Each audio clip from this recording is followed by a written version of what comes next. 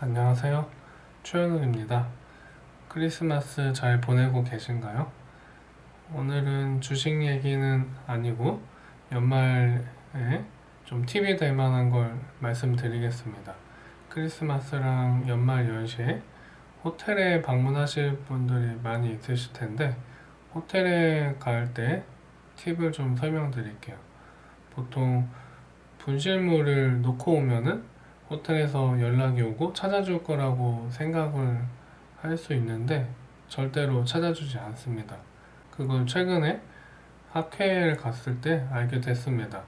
인천에 어떤 호텔에서 학회가 있어서 그 학회하고 숙박을 했는데 다음날 11시쯤에 퇴실을 했죠. 그리고 그 주변을 좀 둘러보고 저녁 때 강원도로 돌아왔습니다. 근데 제가 차가 두 대가 있고 BMW를 타고 갔다가 그 호텔에다가 벤츠 차 키하고 병원 키를 놓고 온 거예요. 근데 확실하진 않았는데 호텔에 전화를 해보니까 모르겠다. 분실물이 있는지 확인해 보겠다고 했어요. 그리고 그 사이에 기다리면서 차 안이나 가방이나 이런 데 있는지 다시 찾아보고 있었죠. 근데 30분 뒤에 제가 잃어버린 거를 확인했다고 거기에 차키가 있다고 연락이 왔어요. 그래서 저녁 때 다시 3시간을 운전해서 인천에 가서 가져왔죠. 그래서 집에 오니까 새벽 2시였던 일이 있었는데 저는 그게 좀 이해가 안 됐어요. 귀중품 차키를 놓고 왔는데 연락을 먼저 안 준 게 이상했죠. 거기가 인천의 5성급 호텔이었는데 분실물 관리 대장도 없고 책임자도 없다는 거예요. 그래서 그럼 이걸 어떻게 관리하냐고 했더니 분실물 창고에 넣고 그게 끝이라는 겁니다. 리스트가 있거나 연락처가 있거나 하지 않아요. 게실 정보도 없고 그러면 이거 분실물을 찾아주겠다는 뜻이 없는 거죠.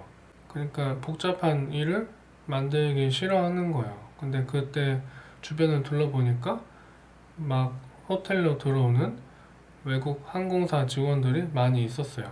거기가 항공사하고 연계돼서 직원들이 숙박을 하는 곳인데 그럼 제가 의심이 든 게 이런 항공사 직원들이 왔다 갔다 하면서 액세서리나 금붙이, 귀중품들을 많이 잃어버릴 수 있거든요.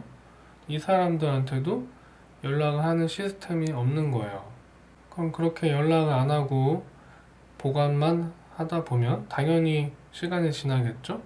그래서 3개월이 지나면 폐기를 하거나 경찰서에 인계를 한다고 합니다.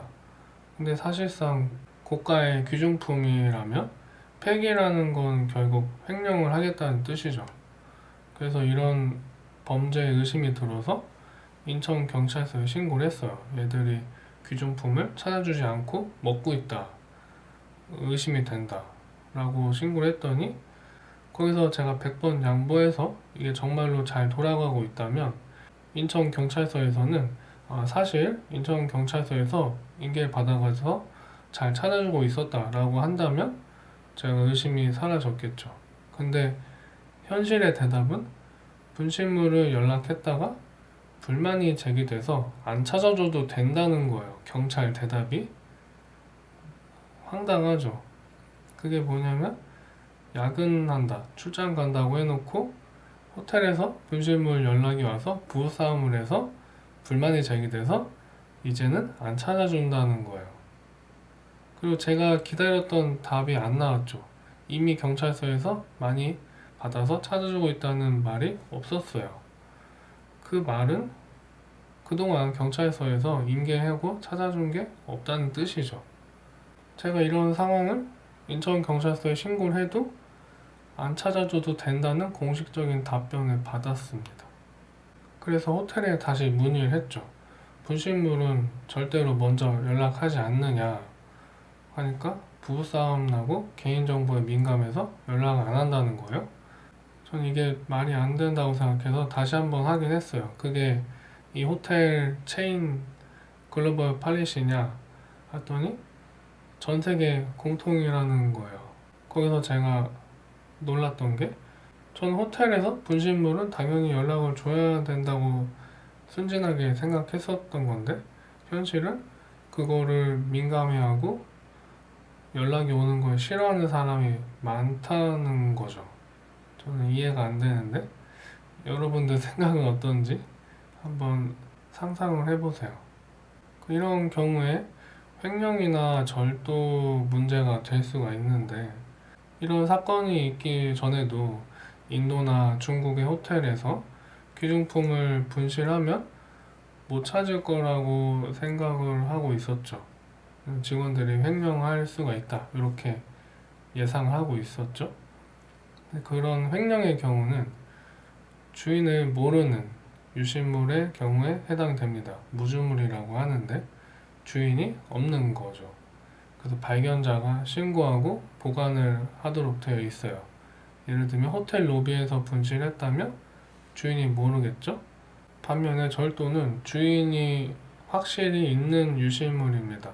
유주물인데 카드에 이름이 있고 신분증에 아이디가 있으면 그거는 모른다고 할 수 없겠죠. 그런 경우는 절도가 됩니다. 또 비슷한 예로 택시에 놓고 내린 물건은 절도로 되는데 택시기사가 보관의 의무가 있기 때문에 그래요. 또한 택시 요금에는 이동에 대한 요금뿐만 아니라 내가 내리고 났을 때 내 물건 놓고 간 게 있는지 확인하는 서비스까지 포함된 요금이죠. 그래서 요금을 지불한 택시나 버스는 그 공간을 통해서 운전기사를 통해서 간접 점유가 유지된다고 봅니다. 이 논리를 확장하면은 호텔 방도 숙박비를 낸 공간을 통해서 저의 간접적으로 점유가 유지될 수가 있겠죠. 그러면 절도로 간주가 되는 거예요. 그래서 우리나라에서도 5성 호텔을 가더라도 절대로 분실물을 찾아주지 않는다. 호텔에 가실 때 조심하셔야 됩니다. 또 연말하고 겨울방학 때 해외여행을 가시는 분들이 있으실 텐데 그 중에서도 혼자 여행할 때 굉장히 위험한 거를 팁을 드릴게요. 제가 한 7, 8년 전에 뉴욕에 혼자 갔었는데 여러 호텔을 가봤는데 그 중에 맨해튼 콜럼버스 서클 주변에 어떤 호텔에 갔었어요. 혼자 여행을 하고 저녁 때 밤에 호텔에 돌아오는데 호텔 1층에는 클럽이 있었죠. 마치 강남에 호텔 1층에 바나 클럽이 있듯이 여기 뉴욕 호텔에도 1층에 클럽이 있었는데 제가 호텔에 돌아가는 길에 엘리베이터를 타니까 클럽에서 나온 백인 남자가 따라 탔어요.